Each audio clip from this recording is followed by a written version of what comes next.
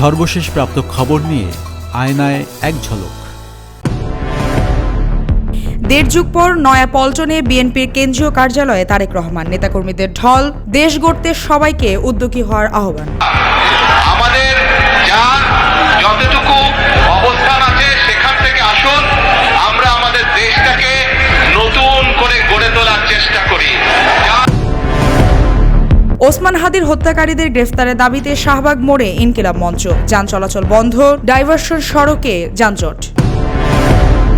ঘন কুয়াশায় সদরঘাট থেকে দক্ষিণাঞ্চলগামী লঞ্চ চলাচল বন্ধ, সিদ্ধান্ত বিআইডব্লিউটি এর পরবর্তী নির্দেশনা না দেওয়া পর্যন্ত বলবৎ থাকবে এই সিদ্ধান্ত।